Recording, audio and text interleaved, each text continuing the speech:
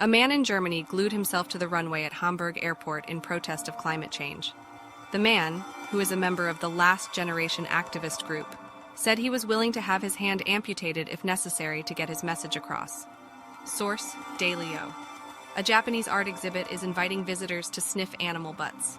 The exhibit, which is called Animals: The Scent of Us, features a variety of animals including dogs, cats, rabbits, and even a cow.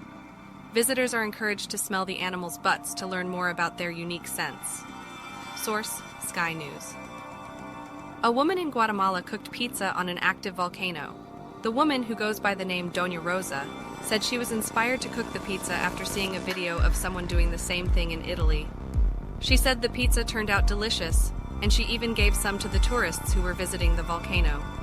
Source: NDTV. A man in India was caught riding a bike taxi while his smartwatch showed that he was cycling. The man, who was identified as Krishna, said he was trying to save money on his commute.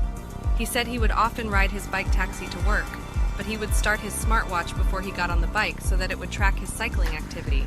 Source: NDTV. A woman in the UK was forced to shave her head after a botched hair extension treatment left her bald. The woman, who has not been named, said she went to a salon to get hair extensions, but the treatment went wrong. She said her scalp became infected, and she eventually had to shave her head. Source: The Sun. A man in the US was arrested after he was caught trying to steal a cow from a farm. The man, who has not been named, was caught on surveillance video trying to lead the cow away from the farm. He was arrested and charged with theft. Source: ABC News. A group of scientists in Japan have developed a new type of robot that can smell. The robot, which is called the smelling robot, uses a special sensor to detect different scents.